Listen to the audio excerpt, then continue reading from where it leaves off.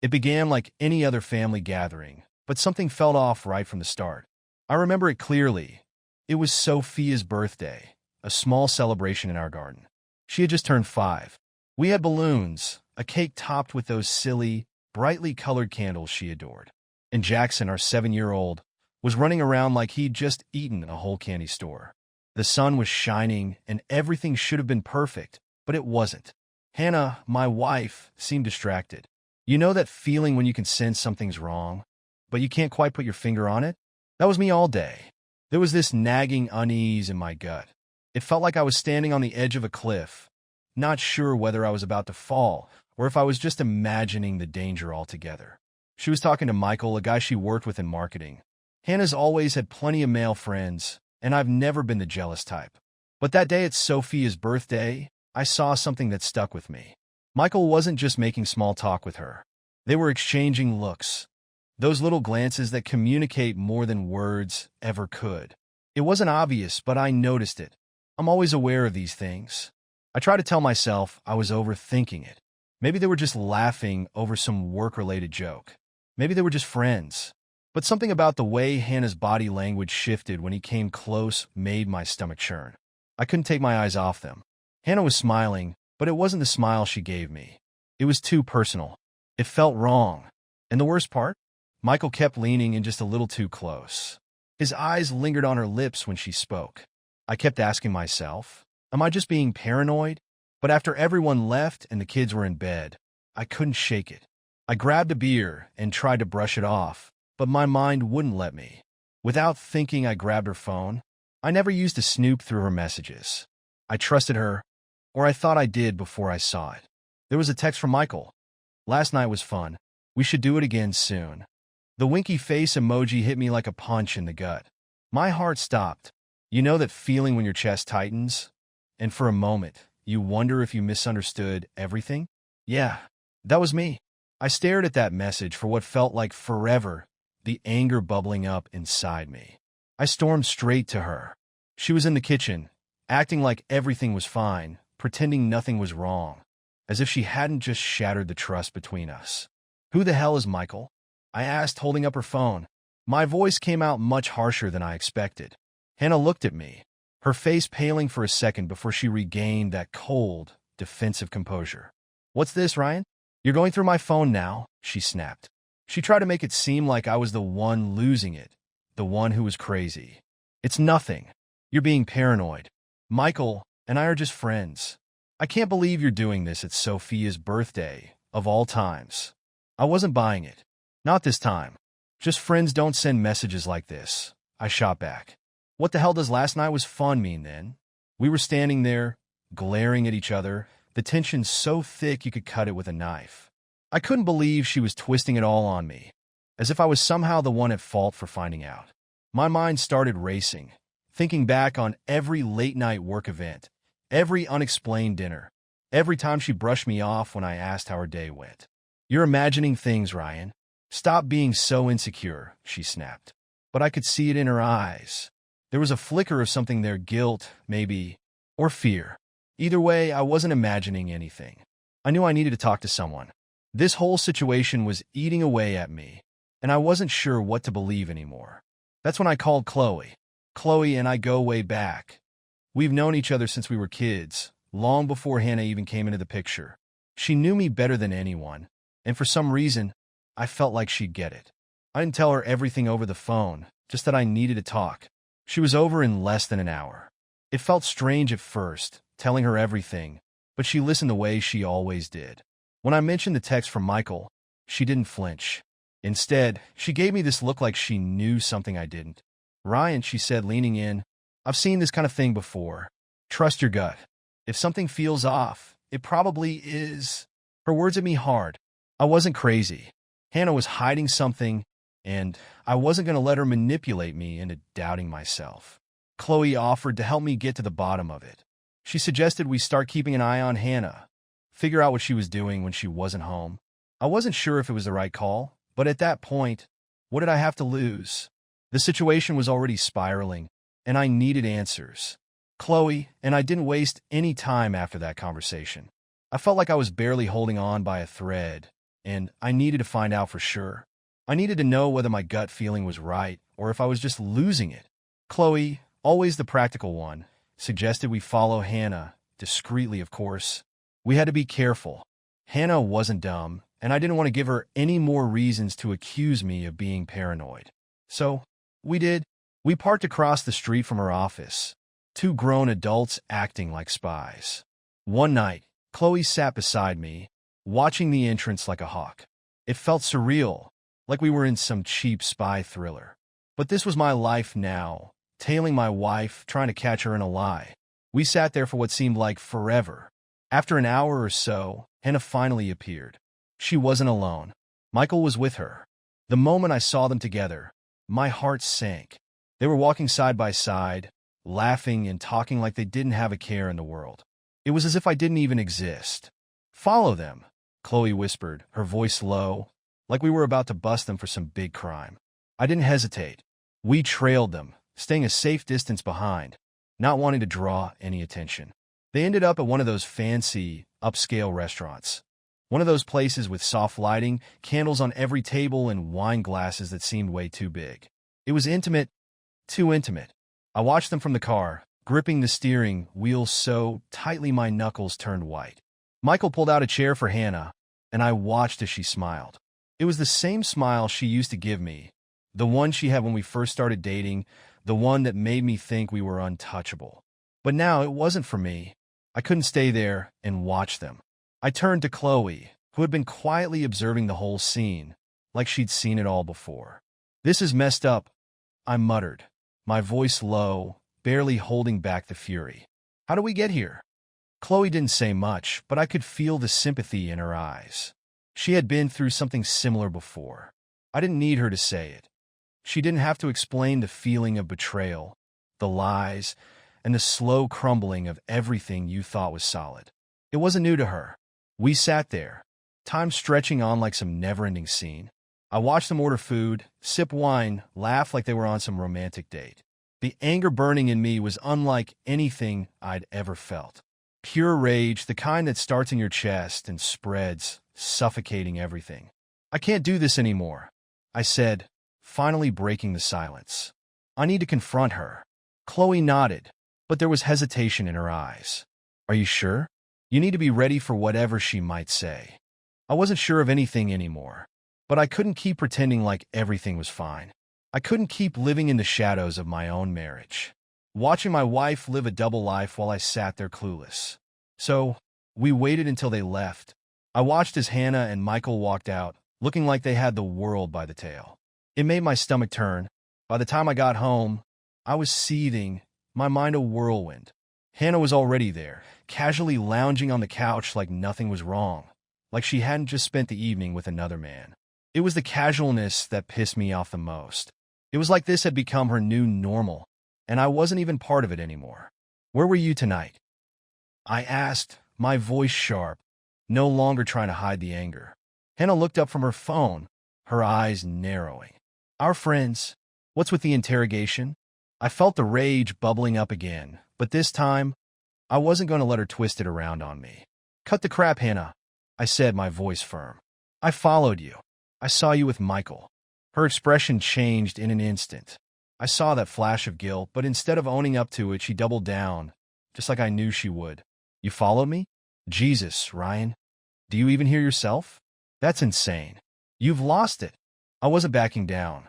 "I saw you with Michael at that restaurant. You can't keep lying to me."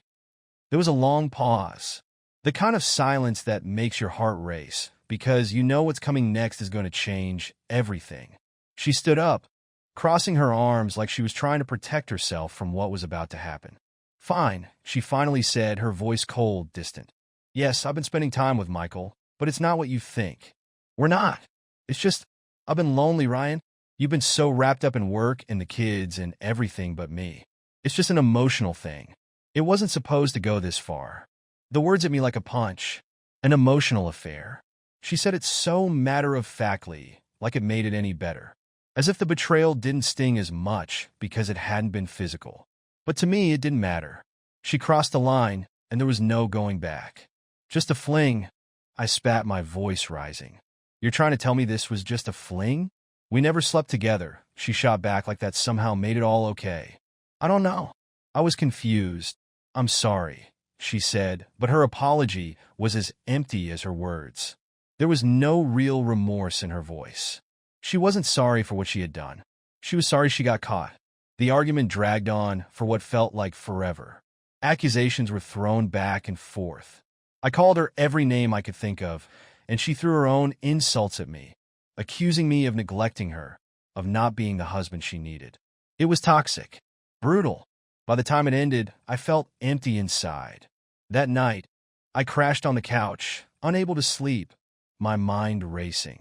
And in the middle of all that chaos, there was Chloe. She stayed with me, even though I didn't ask her to. We talked for hours, long after Hannah had stormed off to bed. I don't know what to do, I admitted, staring up at the ceiling. It feels like my whole life is falling apart. Chloe nodded, her hand resting lightly on my arm. I've been there, Ryan. It's not easy, but you'll get through this. We talked about old memories, the people we used to be, before everything got so complicated. Chloe opened up about her own failed relationship, how she'd been hurt before, how she understood the pain I was feeling. And as we talked, I couldn't ignore the tension between us. There was this unspoken thing hanging in the air, something neither of us wanted to acknowledge. But it was there, and it wasn't going away. After the argument with Hannah, things grew quiet between Chloe and me. We were still living under the same roof, going through the motions for the kids, but it felt like a ticking time bomb. Every conversation felt like walking on eggshells. Every glance was filled with unspoken resentment. I knew Hannah was still seeing Michael, and she knew I knew. Neither of us had the courage to make the first move and end it. Not yet. That's when Chloe came up with an idea. We were sitting in a cafe, the kind where nobody really knows you, and the coffee tasted like burnt toast. I was venting to her about the latest fight with Hannah, another screaming match about trust, or the lack of it. You can't keep letting her walk all over you, Ryan, Chloe said, her eyes narrowing. She's getting away with it, and she knows it. If you don't do something soon, this is going to eat you alive. I nodded, feeling every word she said hit me right in the chest. But what am I supposed to do? She's already checked out. I might as well be a ghost in my own house.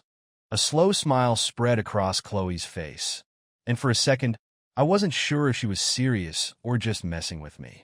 Make her jealous, she said, leaning in a little closer. Show her that you can move on too. I stared at Chloe, disbelief creeping in. And what exactly do you think I'm supposed to do here? I asked, the frustration evident in my voice. I'm not the one sneaking around with a coworker. Chloe's eyes sparkled with a mischievous glint as she leaned in closer. That's where I come in, she said, her tone low and playful. We make this public. Somewhere Hannah can't miss us. We'll make sure she sees exactly what's going on. At first, I thought it was a joke, some kind of dark humor. But as the idea sunk in, the more appealing it became. Hannah had made me look like a fool for far too long, and I was sick of it. I wanted her to feel the same sting that I had been carrying around. I wanted her to experience the pain of losing something you thought you had secured. We spent the next hour plotting out the details. There was a charity gala coming up soon, a fancy event Hannah had been talking about nonstop for weeks.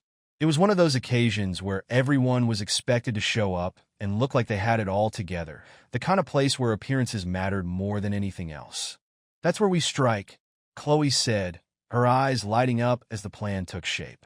We'll make sure she notices us. We'll laugh, flirt, and be as obvious as we can about it. She'll go crazy. The idea was risky, and I knew it. But at this point, what did I have to lose? The night of the gala arrived before I was ready for it. Hannah was in full-on preparation mode, changing outfits, fretting over the smallest details.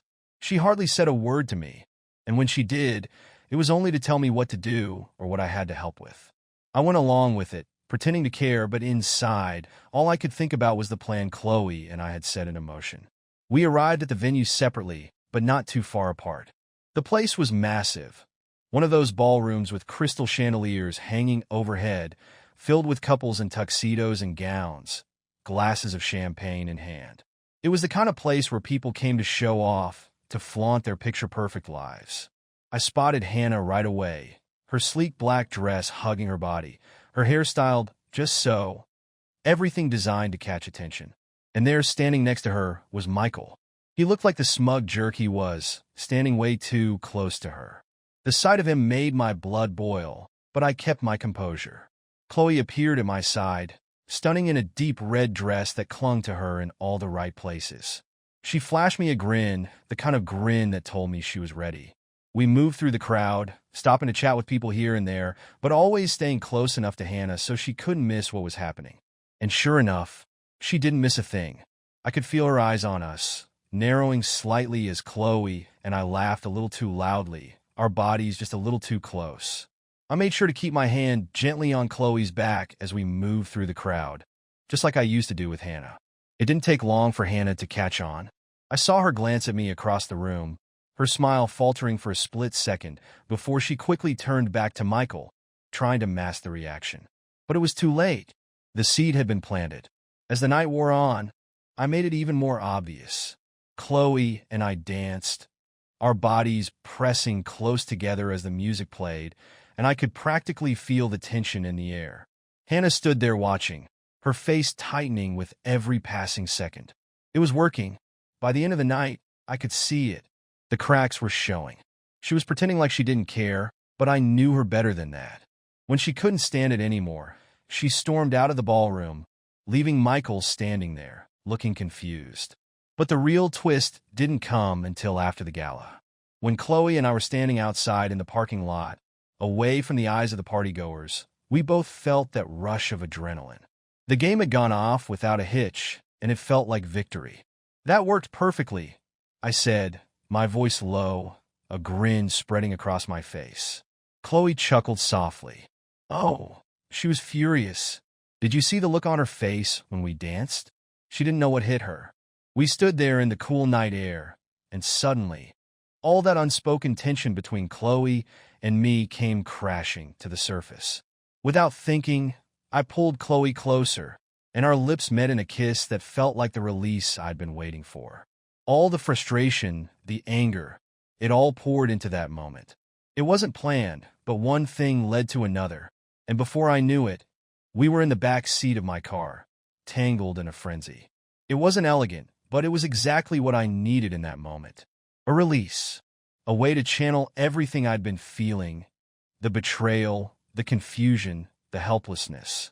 For just that brief moment, nothing else existed but the two of us.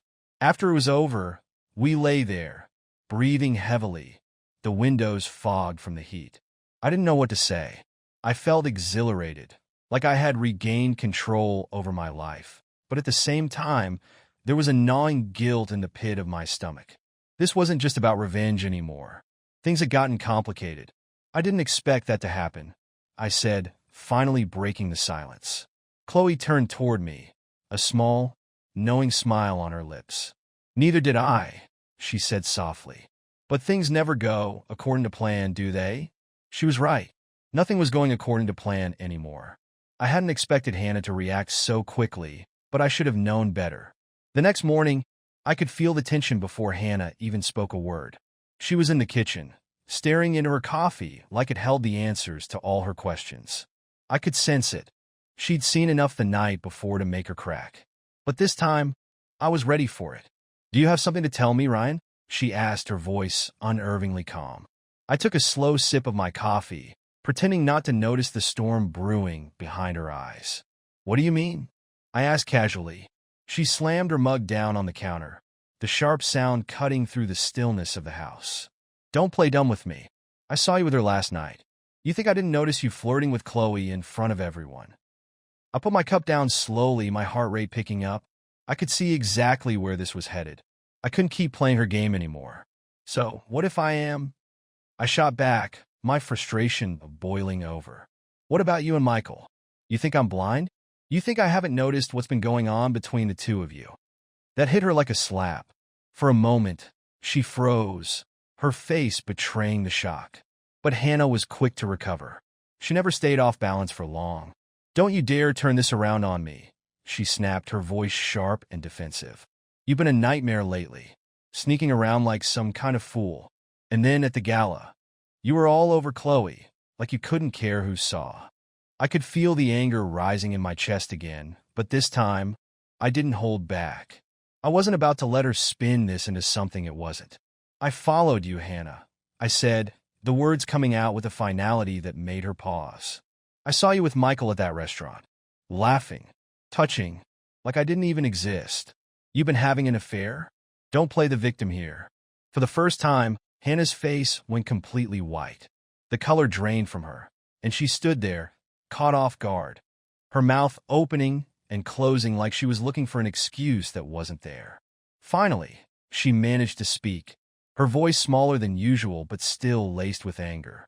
"It's not like you think it is," she said, a weak attempt to explain. "Michael and I, it wasn't like that." I didn't let her finish. "Don't lie to me, Hannah. I've seen enough. You've been sneaking around for weeks, and now you think I'm the bad guy just because I danced with Chloe? You've been cheating on me. Don't you get that?" Her eyes welled up, but I wasn't sure if it was guilt or just her usual manipulation. Hannah had always known how to play the victim when it suited her, and right now I wasn't buying it. "I made a mistake," she whispered, the words barely leaving her lips. "But I never." I interrupted, cutting her off with a raw edge to my voice. "I don't care if you slept with him or not. You betrayed me. You lied to me. And I'm done." For the first time, Hannah didn't try to argue or twist the situation. She looked like she was on the verge of breaking down, but I didn't feel the slightest hint of sympathy. I'd given her every chance to come clean, and instead, she gaslighted me, made me feel like I was crazy. That was over now. The damage was done. Things at home after that fight were worse than ever. It didn't take long for Jackson and Sophia to notice. Kids aren't as oblivious as we like to think. They can sense when something's wrong, no matter how hard we try to cover it up. I tried to keep things normal, but it was impossible. One night, after yet another argument, this time quieter but still sharp, I came out into the hallway and found Jackson standing there, watching us with wide eyes. He didn't say a word, just stood there, glancing back and forth between me and Hannah like he was trying to piece things together. "Dad!" His voice was small, tentative. "Why do you and Mom always fight?" I froze. The question hit me like a punch in the gut. I looked at my son, standing there confused and scared, and it broke something inside me. Sophia appeared behind him, clutching her stuffed bunny, her face equally lost. I forced a smile, trying to reassure them, but it felt hollow. "It's okay, Ollie," I said, my voice cracking slightly. "Sometimes grown-ups argue, but everything's fine." But it wasn't fine. Not even close. And the worst part was that I couldn't protect them from this. Hannah was already retreating upstairs without saying a word, leaving me to deal with the aftermath of our mess. I knelt down to pull both Jackson and Sophia into a hug. "I'm sorry, guys," I whispered, trying to make it sound like I had any answers. "I promise, I'll figure this out." But the truth was I had no idea what I was supposed to figure out. I couldn't even be in the same room with Hannah without feeling sick. Pretending that everything was okay was a joke. And the worst part? I didn't even know what I wanted anymore. The only person who seemed to be keeping me grounded was Chloe. Our affair hadn't stopped after that night in the car. In fact, it had only grown more intense. We met in secret whenever we could. Late dinners, stolen moments in the dark, always making sure there was no trace left behind. But as much as I tried to lose myself in it, the guilt was eating me alive. I was betraying my family, and every time I looked at Jackson or Sophia, the weight of what I was doing crushed me even more. They didn't deserve this. None of it.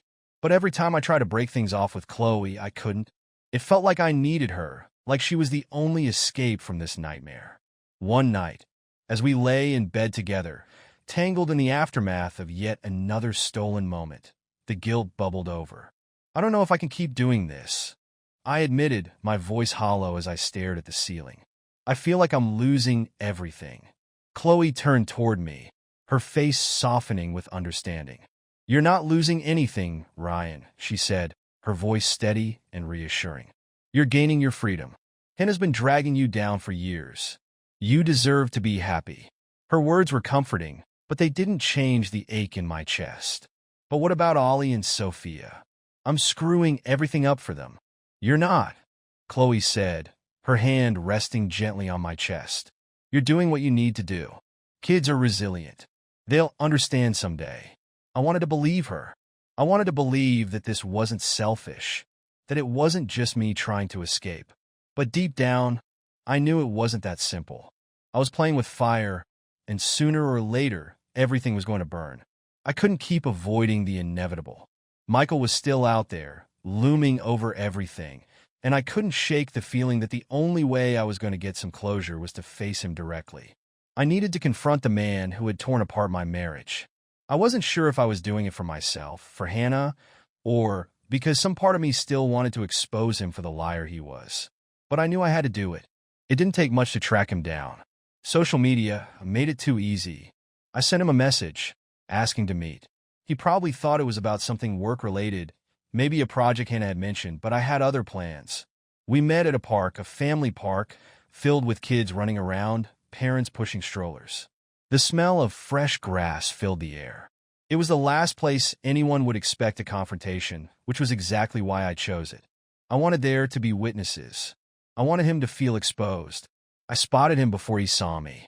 Michael was standing by a fountain, looking around like he was waiting for someone. Even in casual clothes, the arrogance oozed off of him, making my skin crawl. When he saw me, his smile faltered, but he quickly covered it up with that smug grin of his. "Ryan," he said, try to sound casual like we were old friends. "Didn't expect to see you here. What's this about?" I didn't waste time with small talk. I went straight to the point. "You know exactly what this is about," I said, my voice low and controlled. "You've been sleeping with my wife." His face froze. For a moment, I could see the panic flicker in his eyes before he tried to brush it off with that same smug grin. "Don't lie to me," I said, stepping closer. "I saw you. I know everything. I've seen the messages," I said, my voice steady but cold. "I've seen the way you look at her. Don't even try to act like you're innocent here." At that moment, a few joggers slowed their pace, and parents nearby shot us curious glances, probably wondering what the hell was going on. I didn't care. Let them watch. Let them hear everything. Let them see who Michael really was. Michael raised his hands in a defensive gesture, his tone faltering. "Look, nothing happened. Hannah and we were just talking. She wasn't happy. I didn't let him finish. I don't want to hear your excuses. I know what happened. I'm here because I want you to say it. I want her to look me in the eye and admit it. Admit what you did." His eyes flickered around nervously, searching for an exit he knew wasn't there. "Not here, not in front of everyone." "Fine," he muttered, barely loud enough for me to hear. "I messed up. We had something, but it wasn't serious." I felt my rage ignite. "Not serious?" I repeated, my voice trembling with disbelief. "You really think this doesn't matter? You think you can just throw my entire marriage away like it's nothing? You destroyed everything." By now, a crowd had started to form. People were watching, but Michael didn't seem to care about that. His face was red now, a mixture of embarrassment and fear creeping into his eyes. For the first time, he wasn't the arrogant, confident man I thought he was. He was a coward. "I'm sorry," he said, his voice cracking. "I never meant for it to get this far." "You didn't mean for it to?" I shouted, my fists clenched at my sides. "Well, it did. And now you're going to live with the fallout."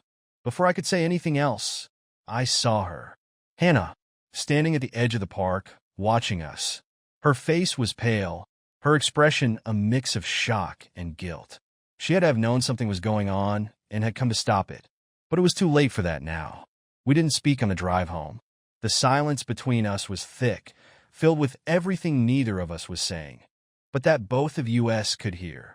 When we got inside, Hannah collapsed on the couch, her hands trembling. I stood in the doorway, waiting for the storm. I could feel it building, and it didn't take long before the sobs started. Deep, wrenching sobs that shook her entire body. I wanted to feel something, rage, satisfaction, maybe even relief, but all I felt was exhaustion. "I'm sorry," she cried, barely able to speak through the tears. "I didn't mean for this to happen. I never wanted to hurt you." Her words hung in the air, thick and heavy, but they didn't change anything. I stared at her, my mind reeling. "Then why?" I finally asked, the softness in my voice surprising even me. Why did you do it? She buried her face in her hands, her sobs muffling her words. I don't know. I was lonely. I felt invisible. You were always busy, work, the kids. I just felt like you didn't even see me anymore. And then Michael, he made me feel noticed. Her words hit me like a freight train. I had prepared myself for more anger, more fighting. But this was different. She wasn't fighting anymore. She was broken. And despite everything, part of me wanted to comfort her, to tell her that I understood. But I couldn't. You think I wasn't lonely? I asked, my voice trembling with emotion. You think I didn't feel the same way? But I didn't go running to someone else. I stayed. I tried. I know, she whispered, tears still streaming down her face. I know I screwed up. I don't deserve your forgiveness. But please, please don't leave. I can't do this without you. Her plea hit me like a physical blow. She was asking for something I wasn't sure I could give. Forgiveness? A second chance after everything she had done? I couldn't give her that. Not anymore.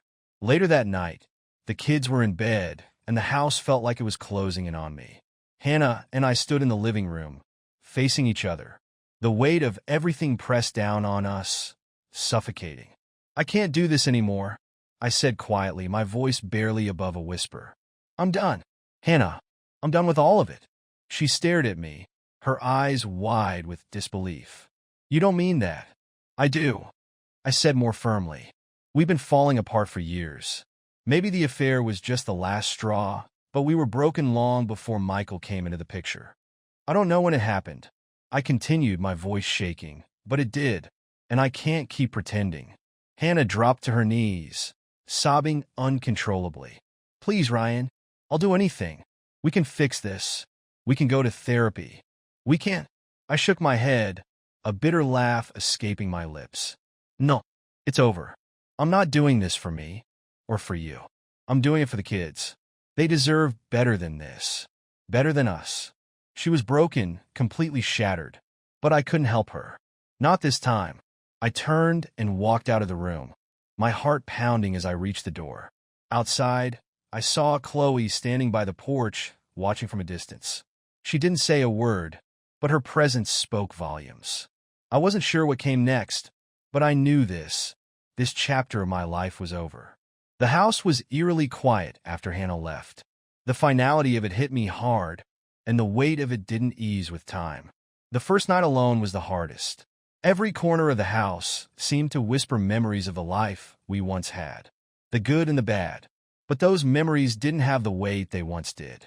They felt distant now, like echoes of a past I was trying to leave behind. I spent more time with Jackson and Sophia, trying my best to keep things normal for them, even though nothing felt normal. We went to the park, had movie nights, and I even tried cooking their favorite meals. And for the first time in a long time, I felt like I was really present. It wasn't easy. Every time I tucked them in at night, I felt the guilt wash over me, knowing what they were going through. But deep down, I knew this was better than the toxic mess Hannah and I had created. I tried not to think about Chloe too much, but it was impossible. After everything that had happened, she had become a fixture in my life. What had started as an act of revenge had turned into something I wasn't prepared for. She'd been my rock through everything, and now that the dust was settling, I was left wondering what came next. One afternoon, Chloe and I met at the same cafe where we'd first come up with that plan. The one that had started it all. It felt strange sitting there again, especially with so much unsaid between us now. We sat outside, sipping our coffee, the silence between us thick and heavy, almost like a third person was sitting at the table with us, watching every word. I've been thinking, I started trying to break the tension, about where we go from here. Chloe looked up at me, her gaze piercing, as though she were waiting for me to explain it all. Yeah, me too, she said quietly. It was clear. Things had become more complicated than either of us had anticipated. What started out as a way to reclaim some control over my life had turned into something much deeper. But now, with the storm behind us, I wasn't sure I was ready for what that meant. Do you regret it? Chloe asked, her voice gentle, but laced with curiosity. No, I said immediately, the answer coming out more solid than I expected. I don't regret it. I needed you, Chloe. You were there when I didn't know how to stand on my own. I don't think I could have made it through all of this without you. She softened at my words, but I saw a flicker of something in her eyes.